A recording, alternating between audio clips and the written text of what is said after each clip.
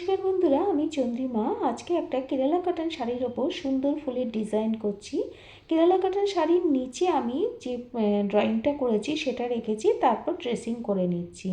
তো এইভাবে আমি পুরো শাড়িটা আগে ড্রয়িংগুলো ট্রেসিং করে নিয়েছি, তারপরে আমি কাজ শুরু করেছি। বন্ধুরা, ভিডিওটি ভালো লাগলে লাইক, কমেন্ট ও শেয়ার করো, আর সাবস্ক্রাইব করে বেল আইকন প্রেস করে পাশে আমার বন্ধু হয়ে থেকো। আমি না প্রথমে এই কালারটা তৈরি করে নিয়েছি, ম্যাজেন্টা কালার। এটা আমি একটু রেড, ব্লু আর তার সাথে একটু হোয়াইট মিশিয়ে কালারটা তৈরি করেছি।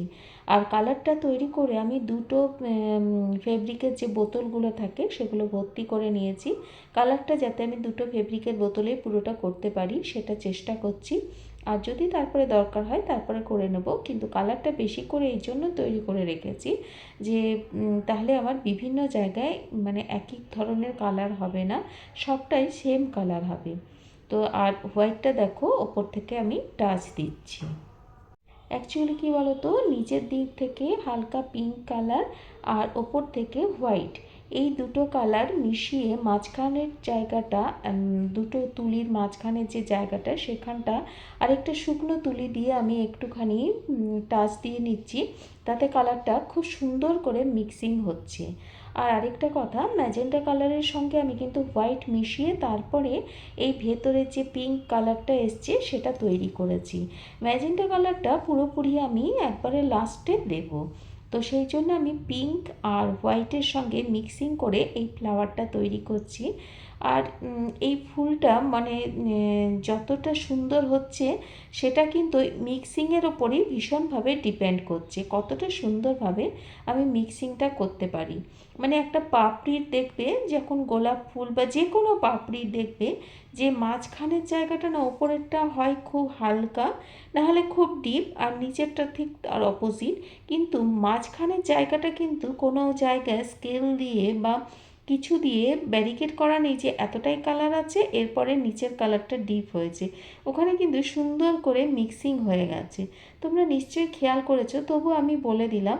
তো সেই জিনিসটাই আমি এখানে আনতে চেয়েছি, ওই জন্য এইভাবে আমি কালারটা মিক্সিং করছি যাতে সুন্দরভাবে চারিদিক থেকে কালারটা বোঝা যায় যে এইভাবে মিক্সিং করলে একবারে পুরো ফ্লাওয়ার যেরকম ফুটে থাকে সেরকমই দেখতে লাগে। জানো তো, এই শাড়িটা না আমার এক কাস্টমারের, এবং সে তার ডিমান্ড ছিল সুন্দর করে আঁচলটায় যেন ভরা ফুলে কাজ থাকে, আর কুচির দিকে অল্প কাজ থাকলেও হবে, কিন্তু আঁচলটা যেন সুন্দর ফুলে সাজানো থাকে। তো আমি সেই জন্য প্রথমেই না আঁচলটা ধরেছি, আঁচলটা সুন্দর করে করে তারপরে তার সঙ্গে মিল রেখে আমি কুচিটা করব। তো সেই জন্যে আমি আঁচলটা সবার আগে করেছি। একটা একটা করে ফুল মিক্সিং করছি আর তোমাদের সাথে শেয়ার করছি, কারণ একটুখানি দেখলে এটা হবে না, একটু খুব মন দিয়ে ভালো করে দেখলে আর তোমাদের নিজস্ব ক্রিয়েটিভিটি দিয়ে তোমরা অবশ্যই কাজগুলো করো। আর যারা কাজ করছো তাদেরকে একটা কথাই বলি, যখন কালার মিক্সিং করবে তখন কিন্তু একটা শুকনো ব্রাশ হাতে রাখবে, সেই শুকনো ব্রাশ দিয়ে কিন্তু মাঝখানের মিক্সিংটা করবে।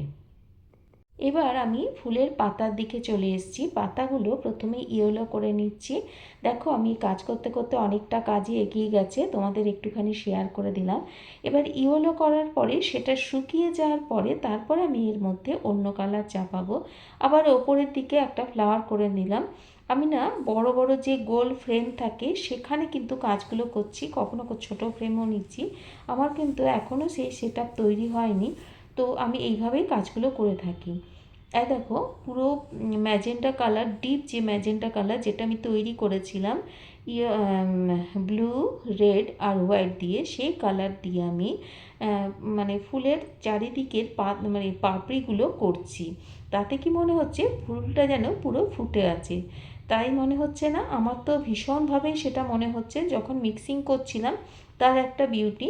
আর তারপরে যখন এই কালারগুলো দিচ্ছি, ম্যাজেন্টা কালারটা লাস্টের দিকে মানে পাপড়ির একবারে সাইডে দিচ্ছি, তখন একদম মনে হচ্ছে ফুলটা যেন ফুটে বেরিয়ে আসছে।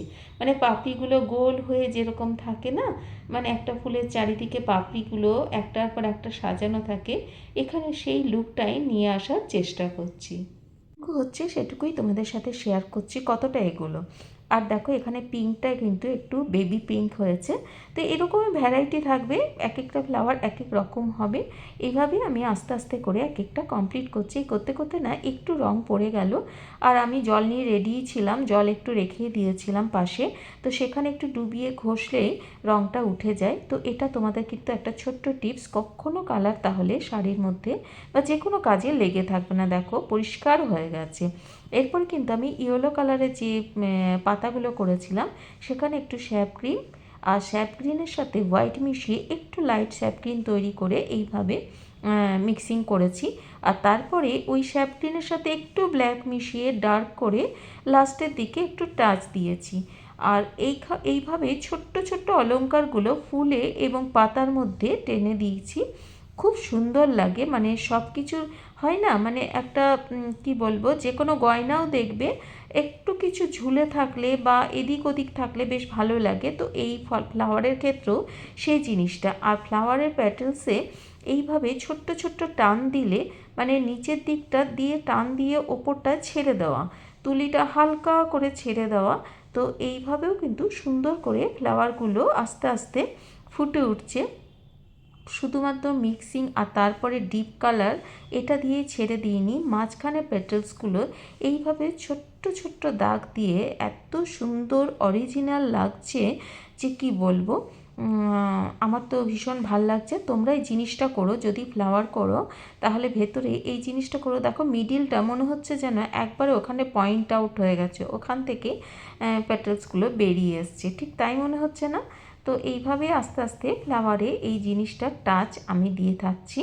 আর এটা কিন্তু তুলিটা নিচের দিকে একটুখানি টাচ দিয়ে ওপরটা ছেড়ে দিতে হবে, তাহলে কালারটা ওই রকম চলে আসবে। দেখো পাতার সাইডে সাইডেও এইভাবে আমি একটু টাচ দিয়ে রাখছি। এটা কিন্তু কুচির কাজ, আঁচলের কাজটা কমপ্লিট হয়ে গেছে। কুচিতে এইভাবে আমি ফ্লাওয়ারগুলো দিয়েছি, আর নিচে একটু জাস্ট ওটার কি বলবো, একটু ডার্ক ব্রাউন আর একটু লাইট ব্রাউন দিয়ে এই জিনিসটা তৈরি করেছি, ডালটা। তো প্রথমে লাইট ব্রাউন দিয়েছি, ব্রাউনের সাথে হোয়াইট মিশিয়ে, তারপরে ডার্ক একটু ব্ল্যাক মিশিয়ে করেছি। তো তারপরে এই দেখো একবারে লাস্টে করছি এটা ব্লাউজের একবারে পিঠের দিকে এই জিনিসটা থাকবে, জাস্ট একটা ফ্লাওয়ার।